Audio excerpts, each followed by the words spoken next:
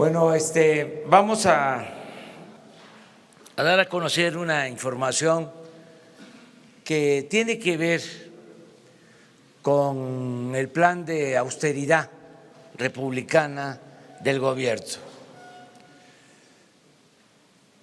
Yo quiero recordarles que la fórmula que se está aplicando para financiar el desarrollo del país consiste básicamente en acabar la corrupción, desterrar la corrupción del país y en aplicar una política de Estado, de austeridad republicana. Esas son las dos principales fuentes de ingresos del gobierno. Lo que vamos a ahorrar en el combate a la corrupción y lo que vamos a ahorrar por terminar con los lujos y el derroche en el gobierno. Esos fondos nos van a permitir financiar el desarrollo. Por eso, no a los aumentos de impuestos, no al incremento de deuda, no a los gasolinazos. Y algunos sostienen que no alcanza. Y yo estoy seguro que es suficiente y hasta nos va a sobrar, porque era mucho el robo, era mucho el saqueo, la corrupción, era mucha la corrupción y mucho también el derroche. Era un gobierno faraónico, de lujos, de gasto superfluo, improductivo. Les contaba yo de un funcionario de segundo, de tercer nivel que tenía en su oficina 9 teléfonos, tenía teléfonos en el baño, o lo que ganaban los altos funcionarios públicos. Todavía ayer me informé porque vamos a presentar un plan para que los que tienen créditos en el Infonavit puedan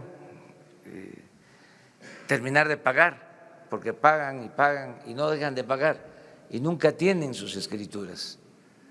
Bueno, me enteré que el director del Infonavit ganaba 700,000 pesos mensuales en total.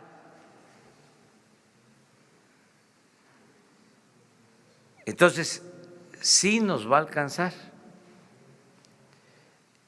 Y como parte de eso, pues vamos a vender aviones, helicópteros y vehículos que ya no necesitamos, porque es otro gobierno.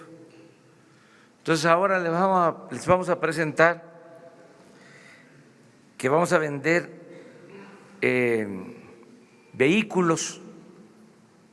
Va a haber un tianguis el 23 y el 24 de febrero y les hicimos este video y se van a poner en venta vehículos. El tianguis va a estar en el aeropuerto de Santa Lucía, sábado 23 y domingo 24 de febrero. Se hicieron ya los avalúos de acuerdo a la Secretaría de Hacienda y se van a vender estas unidades.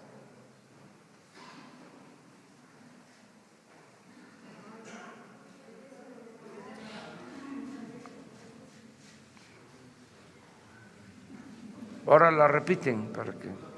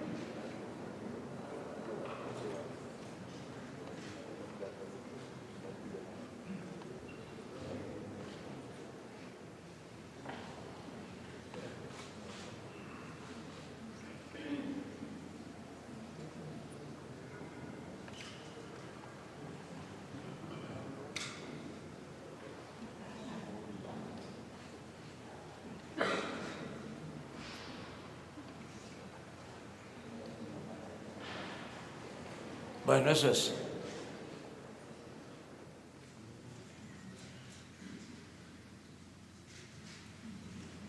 Es el precio de lo que costaron y el avalúo, que es el precio de salida para la subasta.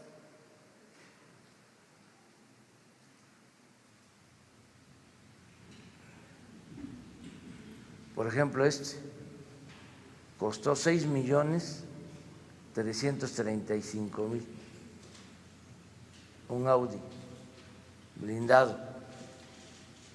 Esta es línea FIFI.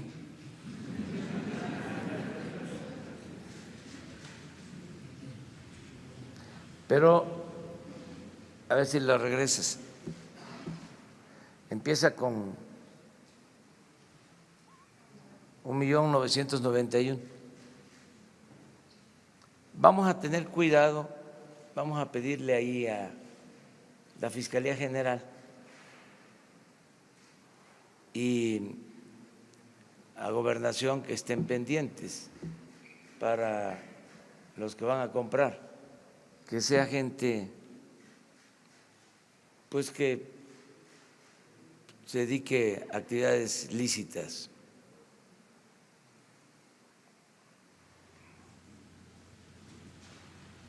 Hay una camioneta grande, no sé si la ponen.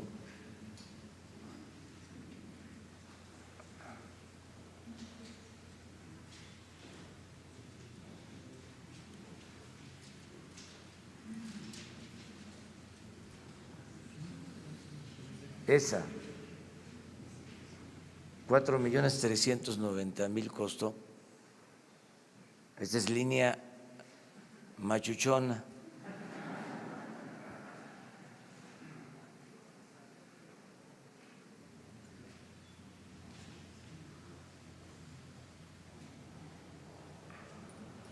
Queremos obtener alrededor de 100 millones. Es para la Guardia Nacional, todo lo que se va a recaudar. Y el día 26 y 27 de abril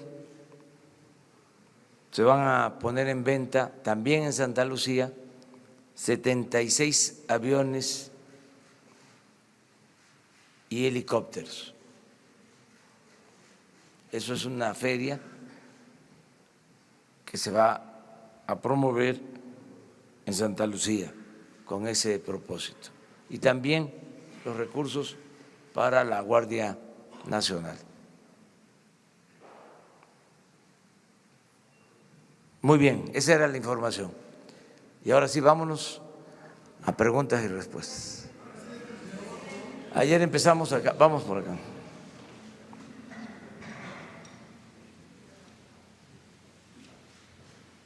Buenos días, presidente. Daniel Blancas, de Crónica.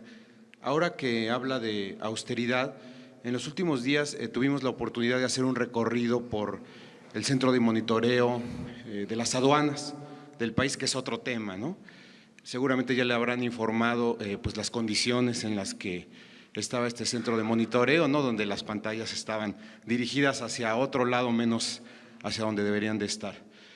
Pero bueno, además de pedirle una reflexión sobre las corruptelas que hay en aduanas o que se han encontrado en aduanas, quiero situarlo en un punto de análisis.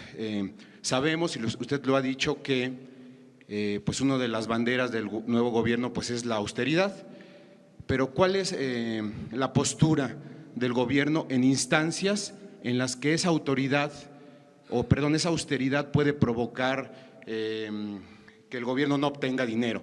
Le explico, por ejemplo,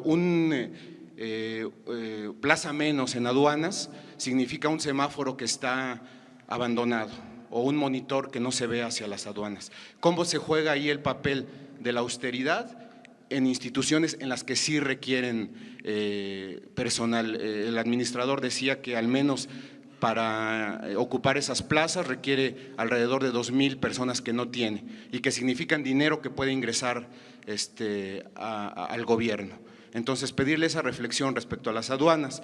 Y la segunda pregunta es, en estados donde ha habido cambio de gobierno, pues se han ventilado, incluso aquí en la Ciudad de México, que había maquillaje de cifras.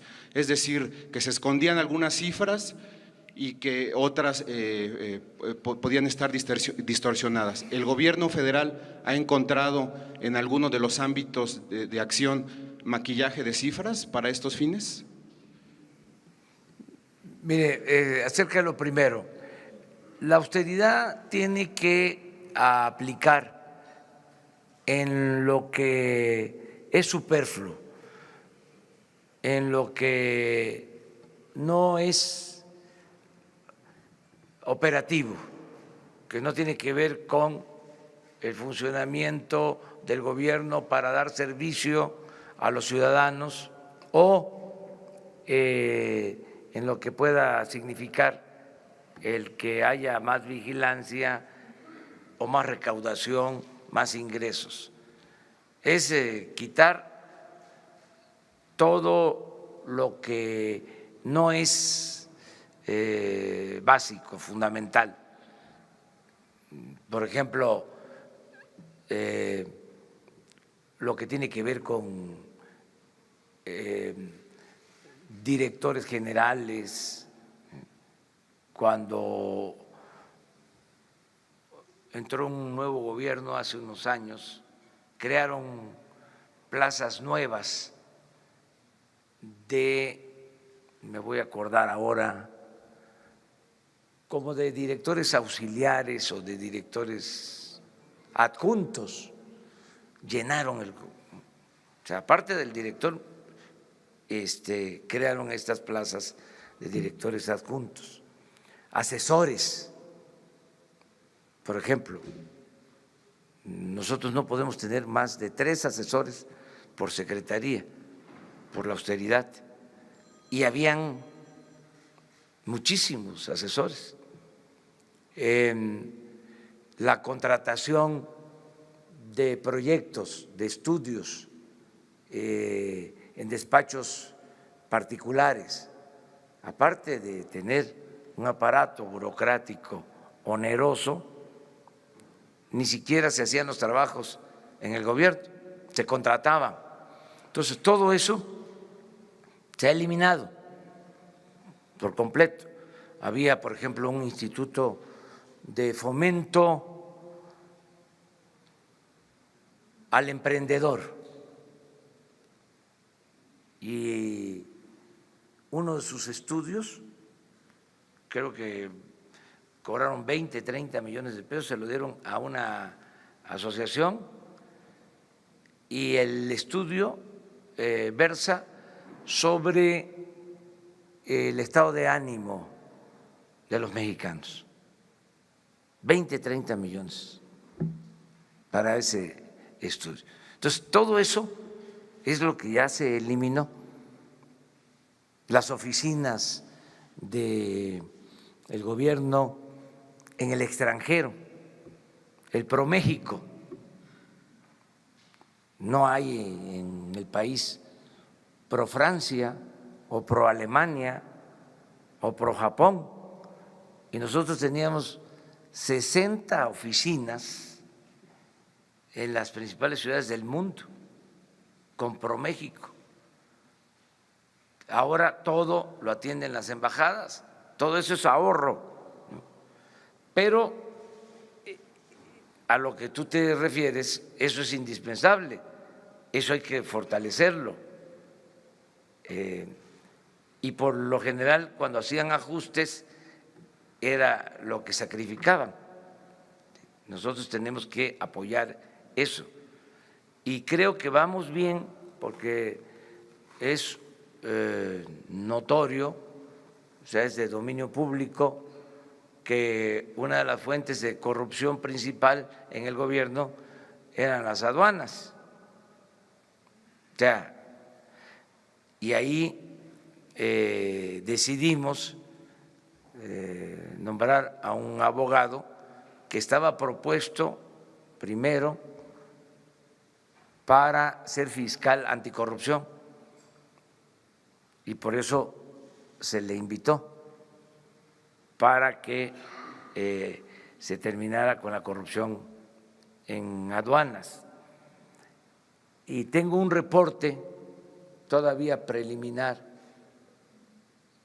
que hemos recaudado en el tiempo que llevamos más en todo lo que tiene que ver con la venta al exterior. Ha aumentado la recaudación en general, o sea que vamos bien, creció mucho el mercado exterior, las exportaciones de México en los últimos tiempos. Voy a confirmar datos, pero vamos bastante bien en cuanto a eso. De modo que lo que es necesario va a ser apoyado. Ahí, con austeridad, no van a faltar los apoyos, los recursos. Lo otro que preguntabas era… Sí, lo que preguntaba era sobre la falsificación de de información. Nosotros no hemos encontrado eso. Leí una nota sobre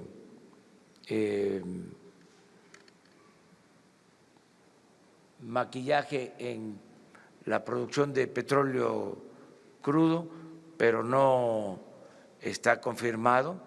Lo que está pasando en la explotación petrolera es de que se cayó la producción porque fue un engaño lo de la reforma energética, fue una tomadura de pelo de que iba a llegar la inversión extranjera, la dolariza,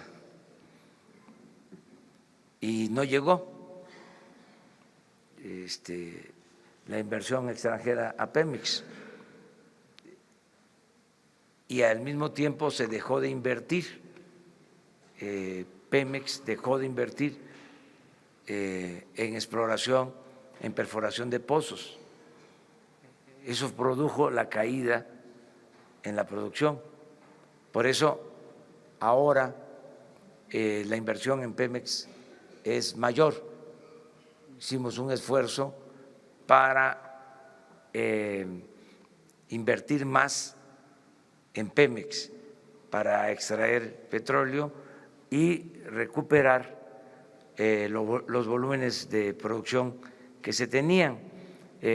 Nos va a llevar tiempo esa recuperación porque se estaban produciendo hace 4 años 2.400.000 barriles y ahora está en 1.700.000. Y vamos a tener que mantener esa caída porque no se invirtió y queremos recuperar ya la producción a finales de año, que estemos en 1.900.000 barriles para finales de año y empezar a crecer en el 20, en el 21, para terminar en el 24 con 2.400.000 barriles. Esa es nuestra propuesta y estamos invirtiendo y vamos a fortalecer a Pemex porque se le dejó sin apoyo, o sea, fue como un plan deliberado para acabar, para quebrar a Pemex, y no solo eso, sino para meter al país en una grave crisis. Nunca se había visto de que Pemex tuviese que comprar petróleo crudo, petróleo ligero. Ha caído tanta la producción de que no se tiene petróleo ligero para las refinerías, para hacer la mezcla de petróleo y refinar la materia prima y hacer las gasolinas en el país. Entonces, es un plan que ya inició bien en este mes, ya se están cerrando contratos de exploración, de perforación de pozos, para que tengan una idea, de 50 pozos que se estaban trabajando el año pasado, vamos a trabajar este año 150 pozos. Pero para que esos pozos que estamos iniciando la perforación ahora, para que produzcan, vamos a tener aceite, vamos a tener producto hasta finales de año. Entonces, eso es prioritario, pero no significa que haya falsificación de información. Es que los que apoyaron la reforma energética están calladitos. Estoy esperando todavía que ofrezcan disculpa. No nos han ofrecido una disculpa pública, no dicen nada y cometieron un grave error en confiar en que al entregar contratos con las llamadas rondas iba a llegar la inversión extranjera. De los 107 contratos que entregaron, no se ha producido un solo barril de petróleo, no ha habido inversión. Y al mismo tiempo, si pensamos de buena fe, pues se equivocaron pensando de que como iba a llegar la inversión extranjera, no hacía falta la inversión pública y dejaron a Pemex sin apoyo y produjeron la crisis en la producción de petróleo. Pero ya lo estamos arreglando, vamos a resolverlo. A finales de este año ya vamos a estar produciendo 1.800.000 barriles, vamos a detener la caída y vamos a empezar la recuperación, y esto va a implicar también un plan adicional. Todo lo que ahorremos por evitar el robo de combustible para Pemex. Y no va a ser poco. Si seguimos como vamos, nos vamos a ahorrar como 40, 50 mil millones de pesos. Por ejemplo, ayer fue uno de los días en que menos combustible se robaron en la historia reciente. No sé si tengan por ahí la gráfica del robo de combustible. Miren.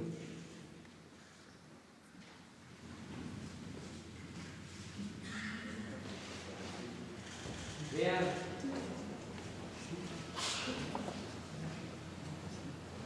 $5,000 barriles para 81,000 barriles promedio que se robaron en noviembre.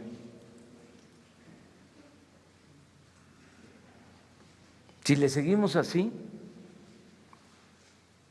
esto va para fortalecer a Pemex, 40, 50 mil millones. Pero además vamos a anunciar otras medidas, porque Pemex es de las empresas petroleras del mundo que más paga impuestos.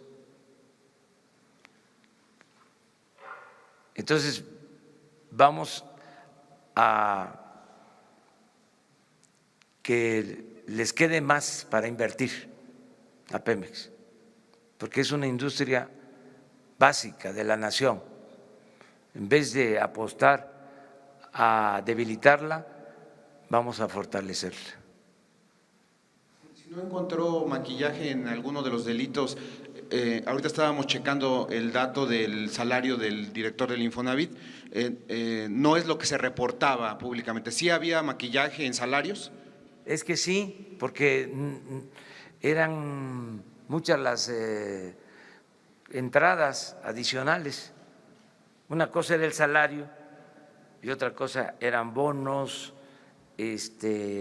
compensaciones. En la suma daba 600, 700 mil pesos, la suma.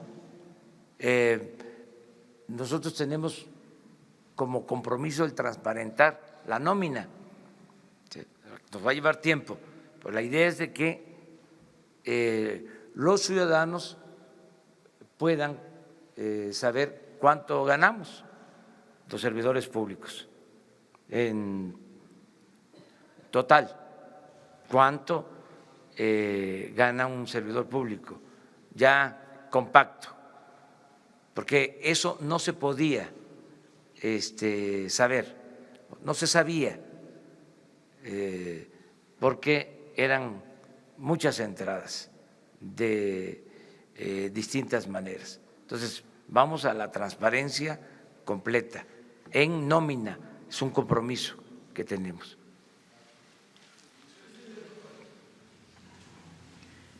Los dos, después. Buenos días, presidente. Alejandro Lelo, de la red Grupo Cantón y Diario Basta. Preguntarle, presidente, ayer se aseguran 2 buques en 2 bocas, el puerto más importante para el tránsito de hidrocarburos, traen 880,000 litros de diésel.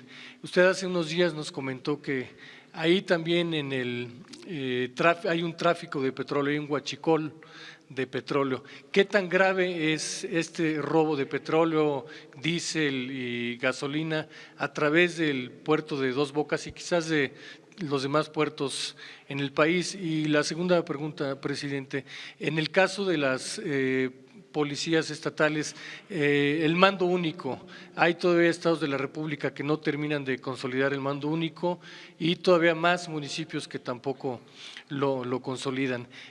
¿Qué les diría, sobre todo en el sentido de la operación de la Guardia Nacional en coordinación con estos mandos únicos?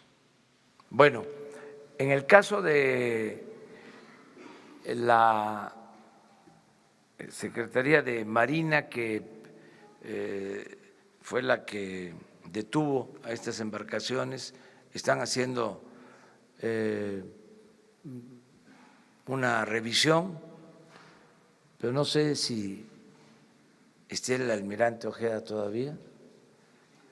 Si está, de una vez les informamos sobre eso. No se encuentra. Mañana les informamos sobre el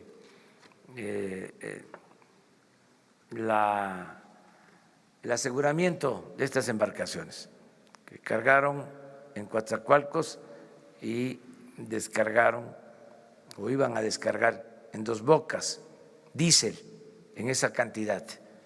Ellos tienen toda la información y ya están los buques a disposición de la autoridad competente, en este caso de la Fiscalía. Ya está presentada la denuncia, tengo entendido que están detenidos los barcos, no sé si haya detenidos del personal, 10 marinos, sí, eso es lo que se está mencionando. Mañana les informan sobre eso. Sí tenemos problemas también en alta mar, o sea, en plataformas, en todo lo que tiene que ver con el control del petróleo crudo que se exporta. Vamos a ir también revisando todo eso y atendiendo todo eso. Sobre el mando único que… Sí, estamos esperando que el Congreso nos ayude. Voy a seguir haciendo un llamado a los legisladores para que se aprueben las reformas y se pueda crear la Guardia Nacional, que nos hace mucha falta, porque estamos trabajando todos los días para garantizar la seguridad, pero el modelo que consideramos eficaz para enfrentar los problemas de inseguridad y de violencia estriba o consiste en que podamos tener 266 coordinaciones territoriales de seguridad, o sea, tener presencia en 266 regiones del país, territorializar la atención para garantizar la seguridad pública, no tener cuarteles distantes de los ciudadanos, que donde vive la gente se tenga cerca una coordinación de seguridad a cargo de la Guardia Nacional, integrada por Policía Militar, por la Policía Naval y por la Policía Federal. Ese es el propósito. Teniendo este modelo territorializado, ¿sí?, que hagan lo mismo que hacemos nosotros todas las mañanas en esos 266 territorios, se reúnen los mandos de las corporaciones y hacen la evaluación de lo sucedido, reciben el parte, analizan en dónde se están cometiendo los delitos, qué tipo de delitos, cómo actuar. Esto es lo que nos va a dar resultados para enfrentar el problema de inseguridad y de violencia, porque eso, aunque los atendemos todos los días, no hemos podido llevar a cabo esta acción en los territorios. Se están haciendo reuniones estatales en algunas coordinaciones como 100, pero necesitamos 266. Una vez que tengamos este núcleo base en el territorio, ahí podemos actuar de manera conjunta con las policías estatales, con las policías municipales. Ese es el propósito. Había una gran dispersión por falta de coordinación, actuaba por su cuenta el Ejército, por su cuenta la Secretaría de Marina, la Policía Federal, las policías estatales, municipales. Entonces, ahora lo que estamos haciendo es trabajar de manera coordinada. Esa es la función de la Secretaría de Seguridad Pública, de coordinar. Esto está a cargo de Alfonso Durazo, ¿sí?, de articular a todas las fuerzas, que podamos saber qué está sucediendo, sumar esfuerzos, sumar recursos, sumar voluntades. Hacia allá vamos, y esto es lo que nos va a permitir mejorar mucho la seguridad pública. Con los gobernadores estamos trabajando en este propósito y yo espero que una vez que se apruebe la reforma para la creación de la Guardia Nacional vamos a avanzar bien. Hola, buenos días, señor presidente. Rosa Elena Soto, de Acústica Noticias. Preguntarle sobre el tema de los maestros en Michoacán. Ayer el gobernador de Michoacán, Silvano Aureoles Conejo, mencionaba o pedía a los comerciantes que denunciaran que sus negocios están siendo afectados por este bloqueo de las vías férreas, para que se obligara de alguna manera al gobierno federal a usar la fuerza pública. ¿Qué opinión tiene al respecto acerca de eso? Ayer nos mencionaba que su gobierno no reprime, pero estas posturas de parte del gobierno que son regresivas de los gobiernos estatales, ¿qué opinión tiene al respecto? Mire, se van a ir aclarando las cosas. De repente se da este bloqueo a las líneas del ferrocarril en momentos en que se nos presentó el problema del desabasto de combustible. Fue así, muy sorpresivo, con esta demanda que no corresponde resolver al gobierno federal.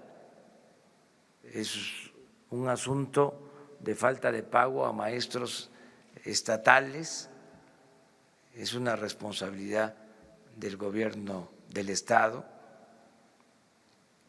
Al mismo tiempo, el gobernador se va a una gira de trabajo a Europa, no se atiende el problema. Nosotros, para evitar afectaciones, daños, decidimos transferir fondos de la Federación como anticipos a las participaciones federales para que el gobierno del Estado contara con suficiencia presupuestal y pagara a los maestros. Ya hicimos eso, ya se transfirieron los fondos. Entonces, que ahora se pide una solución para que esos maestros se federalicen, y eso es otra demanda, eso es otro asunto, es que la federación se haga cargo de pagar algo que no le corresponde, porque los maestros fueron contratados por el gobierno del Estado de Michoacán. Así como hay maestros federales, hay maestros estatales. Nosotros pagamos a los maestros federales, es nuestra responsabilidad, y no han faltado los pagos a los maestros federales. Entonces, estamos buscando la manera de resolver el asunto. No vamos a reprimir, no somos iguales. Lo que les dije ayer a los maestros, se los repito, y hay que ver si es la CENTE, quiénes son, porque nosotros no somos iguales a las autoridades anteriores o a las autoridades que apoyaron la mal llamada reforma educativa. Nosotros hemos actuado siempre en defensa del magisterio y lo vamos a seguir haciendo. Ya cumplí el compromiso de que se iba a reformar la Constitución o se iba a enviar un proyecto para reformar la Constitución y cancelar la mal llamada reforma educativa. Hemos atendido a los maestros que fueron víctimas de la represión, están saliendo de la cárcel maestros que les fabricaron delitos hasta de lavado de dinero. Nosotros no somos represores. Si es un asunto de otro tipo, pues va a quedar al descubierto. Yo hago un llamado a los maestros en general, porque a veces también los dirigentes no consultan a las bases. ¿Y cómo es eso? De que es un movimiento democrático que no consulta a los maestros. ¿Por qué no les piden opinión a los maestros? Si está bien eso que están haciendo, una vez que estamos nosotros resolviendo el problema y ellos mantienen su protesta, actuando de manera provocadora. Eso no ayuda a una organización democrática. Es más, eso es un distintivo del conservadurismo. Eso no tiene nada que ver con la izquierda. O sea, para ser claros, esa es una actitud conservadora.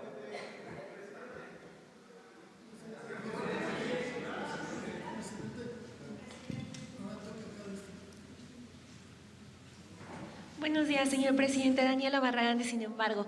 Preguntarle sobre el índice de corrupción, que dice que en 2018 tocamos fondo. Nunca antes habíamos caído tan bajo en el índice de transparencia internacional. Y en este sentido serían 3 preguntas muy cortas.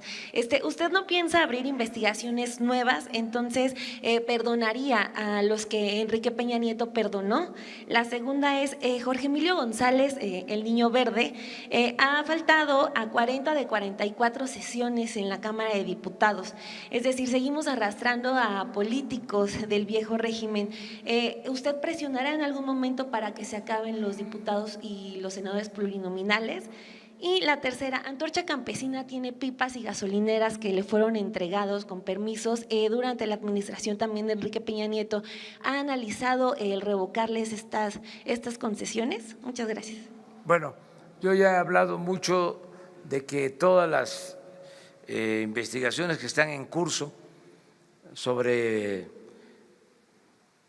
delitos de corrupción, hechos de corrupción, porque dicen los abogados que no hay delito de corrupción, son hechos de corrupción.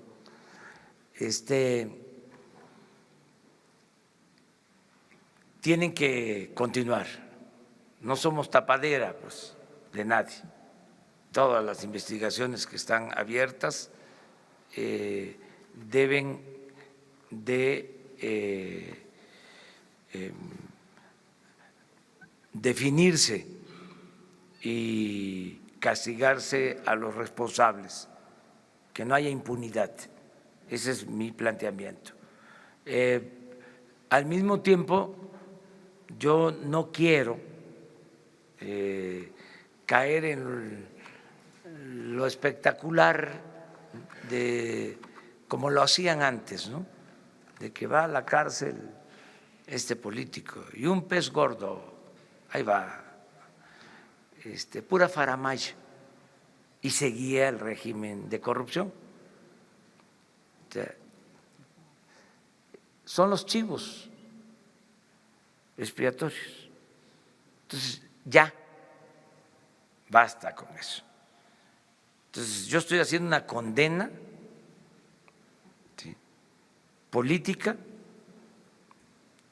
al sistema, al régimen neoliberal, que fue un desastre para México, porque no hubo ni siquiera crecimiento económico, lo que hubo fue crecimiento en la pobreza, sobre todo en la corrupción.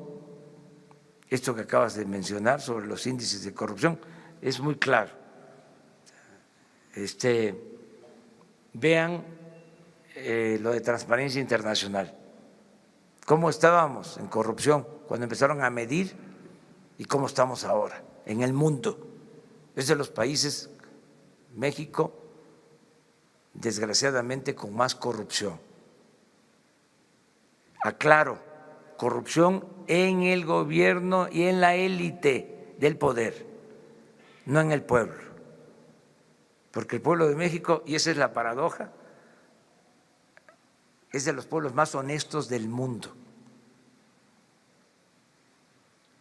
Lo que pasa que la llamada clase política, clase gobernante, la cúpula del poder, poder económico, poder político, los dos poderes que se alimentan y se nutren mutuamente, son de lo más corrupto, o eran de lo más corrupto que había en el mundo,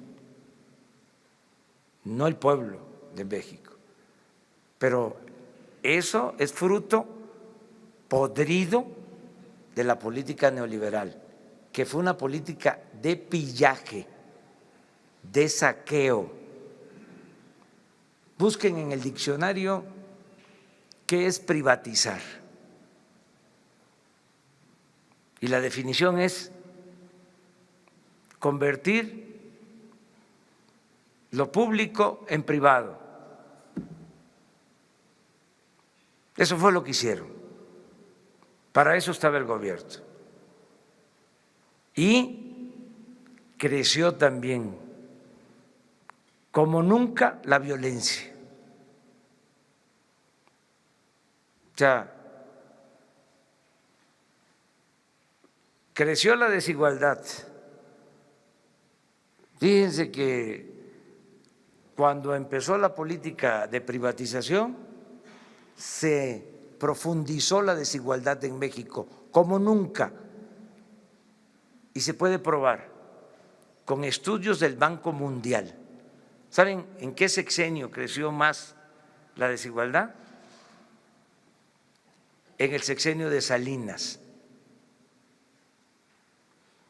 Salinas es el padre de la desigualdad moderna. Estamos aquí hablando conceptualmente, o sea, no es un asunto político, es conceptual, o sea, de fondo. Entonces, más pobreza, más corrupción, más violencia. Mi condena es al régimen.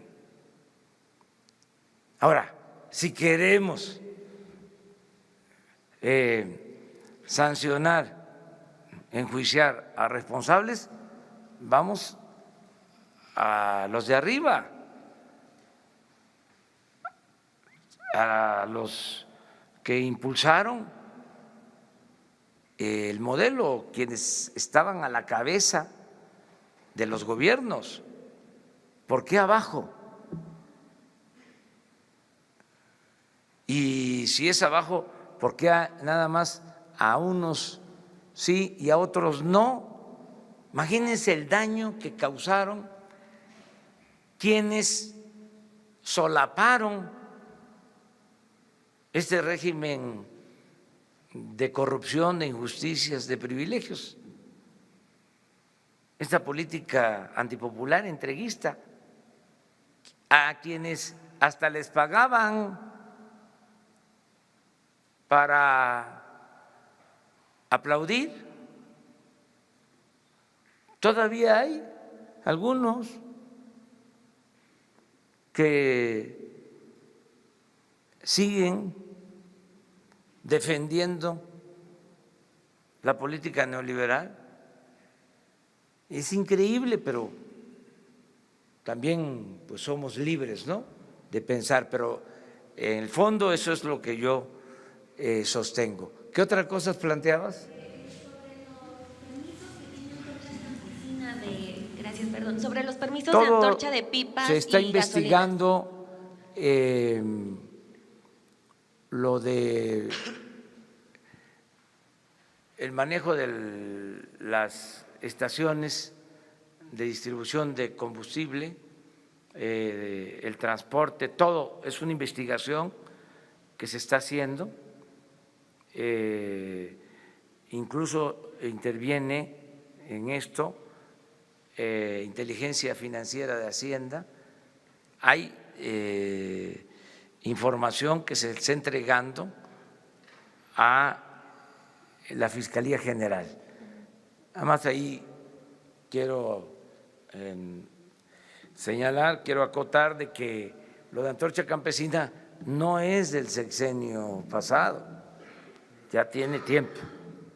O sea, no es que yo esté defendiendo al sexenio pasado, sino que son prácticas, es como lo del robo de combustible, no fue el sexenio pasado, viene de tiempo atrás.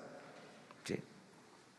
Bueno, según los datos había algunos permisos con Peña, pero también la otra pregunta era sobre si va a presionar para que se acaben los plurinominales en algún momento. Gracias. Pues eso tiene que ser una reforma que haga el mismo Congreso o proponerlo nosotros, pero yo pienso que esas reformas podrían llevarse a cabo a mitad del sexenio, o sea, no ahora.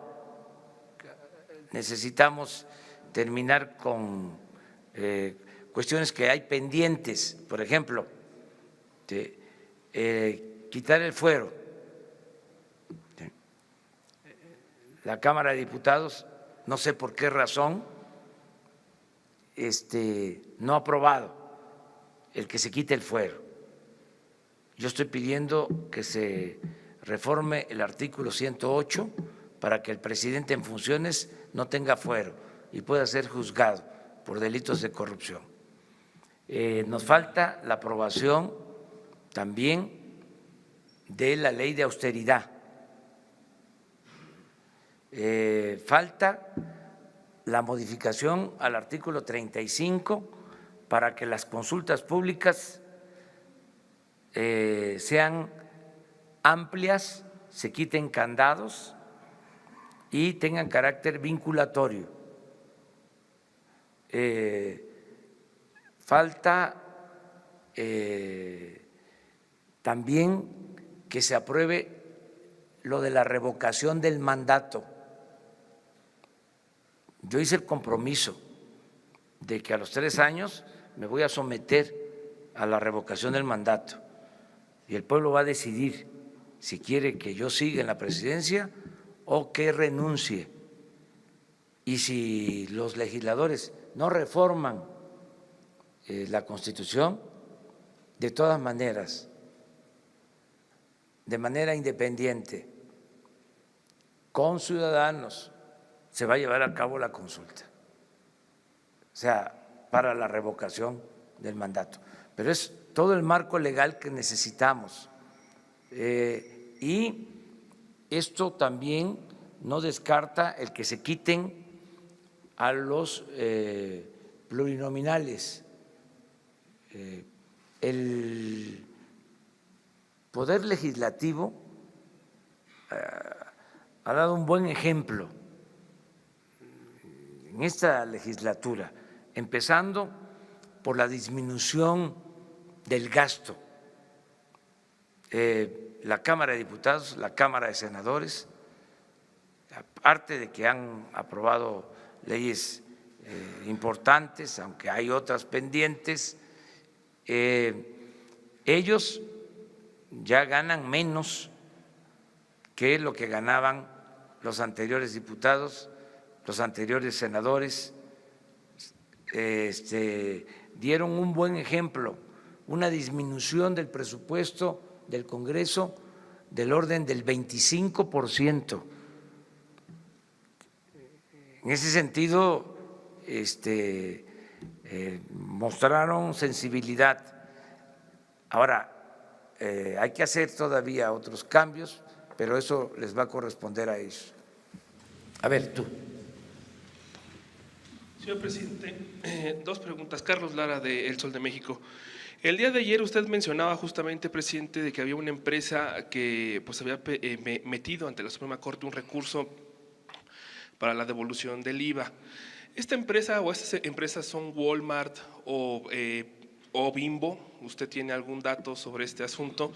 Y digo, es una gran cantidad de dinero en materia de la devolución de impuestos.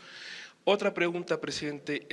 Las empresas del Centro Bajío que dependen de este cruce de los trenes por Michoacán, pues están ya demandando a través de las cúpulas empresariales que se ponga una solución, porque se puede parar la planta productiva. ¿Qué les dice a los empresarios ante esta crisis que ellos ven de que pues no pasan los trenes con las mercancías? Esas dos preguntas, presidente. La última, te digo que se está hablando con ellos, informándoles que estamos atendiendo el problema, que yo espero que los maestros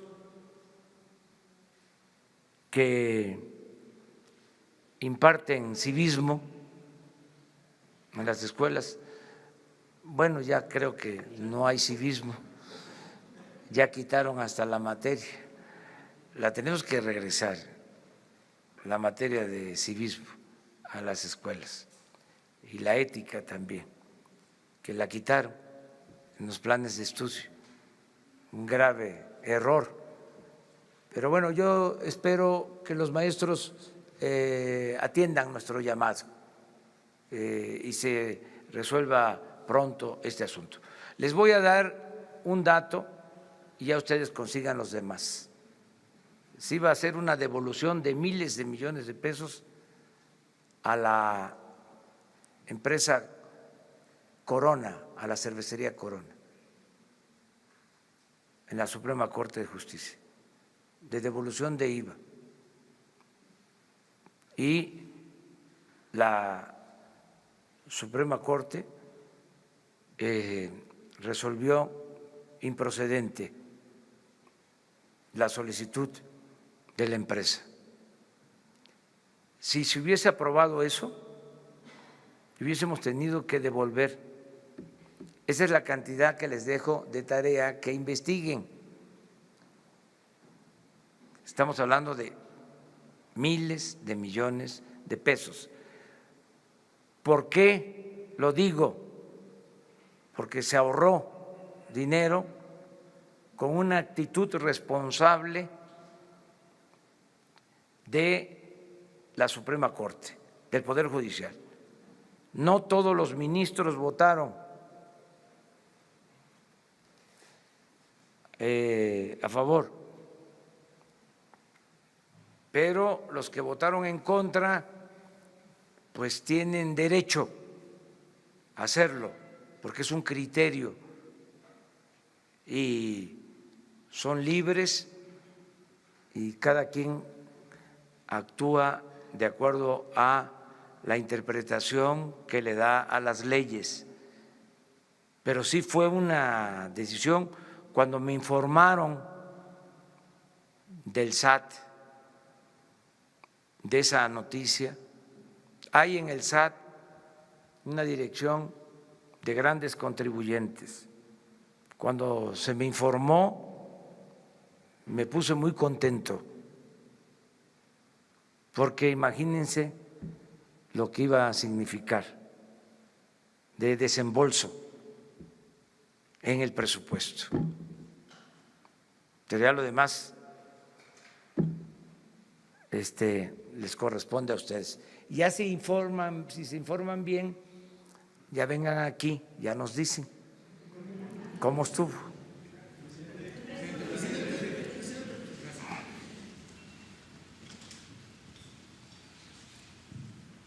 Gracias, presidente. Muy buenos días. Jorge Monroy, del Economista. Dos consultas nada más. Ayer Jonathan Gell decía que todavía se conoce poco de los indicadores de diciembre, pero dice que según la tasa de desempleo y las importaciones sugieren una importante desaceleración en la economía del país.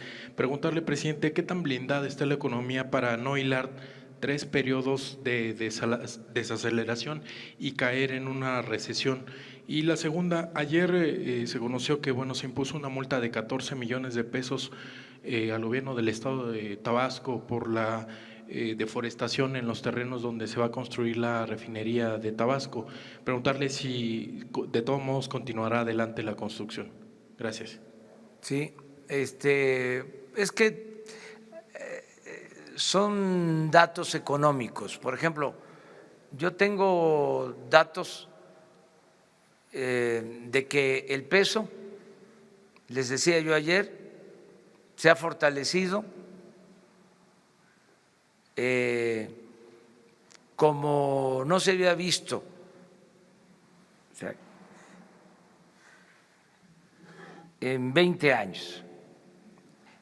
Me refiero a que no se había mantenido una apreciación del peso en 8 semanas, o sea,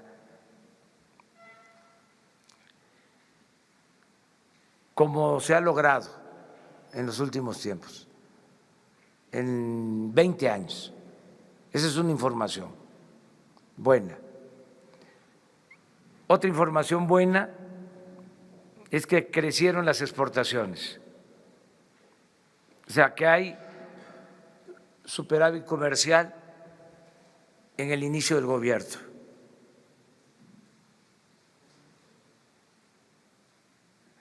Otra información buena es que tenemos estabilidad en la bolsa de valores.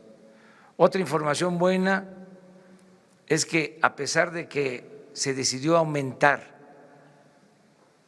al doble el salario en la frontera, bajó la inflación en diciembre en la frontera. De las informaciones, por ejemplo, que habría que revisar, ¿se acuerdan que el periódico Wall Street Journal habló de que se había dejado de importar energéticos? Dijimos que no era cierto y se puede probar que no es cierto. Sin embargo, lo retoma ayer el Financiero con la misma información. Sería cosa de aclararlo. Nosotros tenemos información, estamos comprando, desgraciadamente, más gasolinas. O sea, estamos importando más, pero el Wall Street Journal dice lo contrario. Entonces es cosa de dar a conocer nuestros datos mañana o pasado, porque ya lo vi repetido también en otra agencia internacional de finanzas asociada con El Financiero, el periódico de México. No sé cómo se llama la agencia internacional, también seria, Bloomberg. Entonces, es Wall Street Journal y Bloomberg que sostienen que bajamos las importaciones de hidrocarburos, de gasolinas. Entonces hay que verlo. Nosotros tenemos otros datos, pero se puede aclarar. Sobre la refinería, presidente, sí. Sí, se va a construir la refinería en Dos Bocas. Hay que ver por qué fue la multa y responder a eso. Se está avanzando para que pronto podamos licitar. Necesitamos tener esa refinería en 3 años. Ya tenemos los recursos para este año. Se apartaron 50,000 millones de pesos y no queremos detenernos porque nos hace falta esa refinería.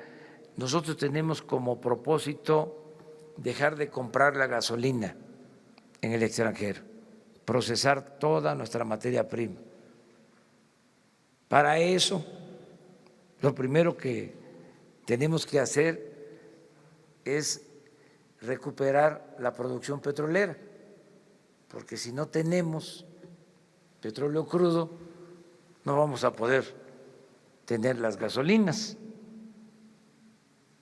Pero ya empezamos con el plan de recuperación de la producción petrolera para tener materia prima y poder hacer las gasolinas en México. ¿Tú? ¿Sí? Muy buenos días, señor presidente. Israel Macedo de Nación 321. Ayer publicamos en nuestro medio un trabajo especial sobre declaraciones patrimoniales y salariales del gabinete del gobierno federal. A este ejercicio le llamamos el AMLO Challenge, porque usted el 4 de enero publicó su patrimonio, dio a conocer todo, incluso aquí mismo en la conferencia presentó su cheque. Pero vemos que varios de los funcionarios no han presentado su información completa. Entonces quisiera preguntarle si usted va a platicar o va a presionar a sus secretarios de Estado a que presenten y transparenten toda esta información y qué fecha límite les va a dar, y en caso de que no lo hagan, qué consecuencias puede tener. Muchas gracias, presidente. Ya está hablado, hay una fecha límite, 30 de enero. El que no presente su declaración de bienes no puede trabajar en el gobierno.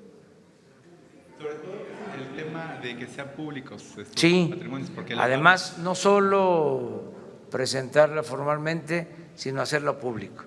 El que no lo haga público no puede trabajar en el gobierno. Pues tienen hasta el día 30. Y sobre todo, y un comentario sobre Transparencia Internacional, una recomendación que hicieron en la presentación es sobre el Sistema Nacional Anticorrupción. ¿Qué opinión le merece? Pues que en el sistema anticorrupción vamos a cuidar primero nosotros con la Secretaría de la Función Pública, y además es un asunto de principios para nosotros, el no permitir la corrupción. Y esta Fiscalía Anticorrupción va a tener autonomía, depende de la Fiscalía General, para que no haya tolerancia y no haya impunidad. Crearon eso, el Consejo de Anticorrupción, la Fiscalía Anticorrupción, pensando de que iba a ser como otros organismos que han creado para la simulación, pero eso ya se terminó. Ahora la Fiscalía Anticorrupción va a tener autonomía y va a actuar con libertad y se va a castigar a corruptos, va en serio. Ya se tiene ese instrumento, se va a utilizar. Lo mismo la Fiscalía Electoral. El que compre votos, el que entregue despensas, frijol con gorgojo para obtener votos, el que utilice presupuesto para favorecer a partidos, para favorecer a candidatos, se va a ir a la cárcel, porque se están haciendo reformas para considerar el fraude electoral como delito grave, la corrupción delito grave, el robo de combustible delito grave, la falsificación de facturas para evasión fiscal delito grave. Entonces, si es un cambio a fondo. Terminamos contigo. Buenos días, señor presidente. Ricardo García, de Revolución 3.0. Dos temas. Primero, así como en el caso de Ayotzinapa para la masacre de Nochixtlán, ¿usted firmará algún decreto para una comisión de la verdad? Ya que derivado de esta tragedia, nosotros que hemos realizado un seguimiento puntual del caso, tenemos datos de más de 10 niños que se encuentran huérfanos, los cuales han sido ignorados por gobiernos anteriores. En ese sentido, ver si los podrá apoyar y si podrá crear una comisión. Y por otro lado, el día de ayer encontraron muerta una niña de 11 años, Giselle, en el Estado de México. Esto ha desatado una ola de peticiones por parte de la sociedad civil, inclusive de algunos legisladores, para promover un plan integral de ataque a los feminicidios, de combate al feminicidio, pues también saber qué respuesta les daría. Muchas gracias. Mire, habíamos quedado de que se iba a hacer la presentación del programa de defensa, de protección de derechos humanos y de atención a víctimas. Yo le voy a pedir a la secretaria de Gobernación, Olga Sánchez Cordero, y a Alejandro Encinas, que les hagan un planteamiento aquí. ¿Tiene pensado firmar algún tipo de decreto para una comisión de la Si verdad? hace falta, lo hago, como lo hice en el caso de Ayotzinapa. Y ya en este caso hay avances. Entonces vamos a aprovechar para que les presenten pues toda la política que vamos a llevar que estamos llevando a la práctica y todo lo que se necesite. Es nuestra responsabilidad. Si hace falta, yo firmo este acuerdo y desde luego que la atención a los niños es prioritario. Ahora mismo vamos a platicar contigo, que nos den el trabajo de investigación que están realizando, digo que nos den información y nosotros vamos a actuar. ¿Y en su sexenio podremos ver una política integral de combate al feminicidio, señor presidente? Sí. Muchas gracias. Yo espero, no solo eso, espero que podamos reducir la violencia y en particular los homicidios, que son muchos. Me preocupa que tengamos en promedio hasta 80 homicidios diarios. Duele mucho. Y de los homicidios en general, feminicidios, ¿sí? Y esto de Chimalhuacán de ayer, todo esto es muy doloroso, muy preocupante. Estamos trabajando para evitar todo esto. Yo quiero también llamar la atención sobre algo. Si logramos que mejoren las condiciones de vida y de trabajo, que haya empleo, que haya ingresos, que se detenga el grave problema de la desintegración familiar, porque el neoliberalismo no solo causó un daño en lo económico, en lo material, sino destruyó familias, creció mucho el problema de la desintegración de las familias.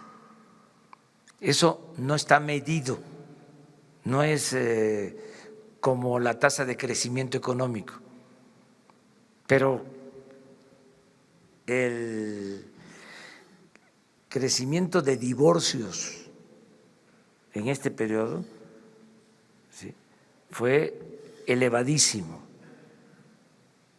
Se rompieron familias y la familia es fundamental, es la institución de seguridad social más importante del país.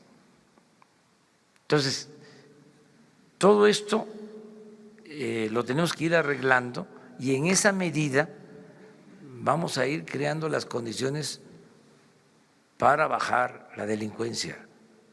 Las cárceles están llenas de jóvenes. La mayoría de los que pierden la vida son jóvenes. Este es fruto podrido del modelo económico neoliberal. Es uno de los saldos más dolorosos. Entonces, atender estas causas nos va a ayudar mucho a resolver el problema hacia adelante, porque no solo es tener más policías, tener más soldados, hacen falta, también en eso hay un rezago, pero lo más importante es sentar las bases del bienestar, o sea, luchar por una sociedad mejor en todo sentido, en lo material, en lo espiritual, una sociedad con valores. Por ejemplo, el crecimiento del consumo de droga es preocupante, porque una cosa es el comercio, el tráfico, y otra cosa es lo que ha crecido el consumo en una sociedad que no tenía esos hábitos, porque por los valores que habían en las familias, que se mantienen todavía, pero que habían más en las familias, que se alteraron en este periodo neoliberal, por la desintegración de las familias, creció el consumo de droga. Entonces, tenemos que enfrentar eso. De ahí la importancia que tiene el trabajo con los jóvenes, ¿sí?, desde la familia, pero también con los jóvenes, buscando que haya tutela, que haya tutores, que si no está el padre, un familiar, un maestro, ayude como tutor. Esto que estamos haciendo de emparejar a jóvenes con maestros mecánicos, con maestros electricistas, con operadores, para que vayan aprendiendo oficio, pero no es nada más aprender el oficio, es que el maestro vaya orientando al joven para que no sea tentado y no tome el camino de las conductas antisociales. Es una reflexión. O sea, tenemos que atender las causas. ¿Sí? Y yo espero que eso va a dar resultados, porque tenemos una gran reserva de valores en nuestro pueblo, a pesar de que han querido acabar con esos valores, no han podido. O sea, el individualismo no ha podido,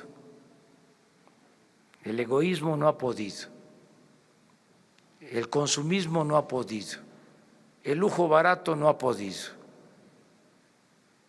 el apostar a los bienes materiales no ha podido con los valores que existen todavía en las familias, en los pueblos, en la sociedad mexicana. Y eso es lo que nos va a permitir la regeneración de la vida pública. Esa es la apuesta, y hacia allá vamos. Y yo creo que vamos a lograr ese propósito. Muchas gracias. Nos vemos mañana.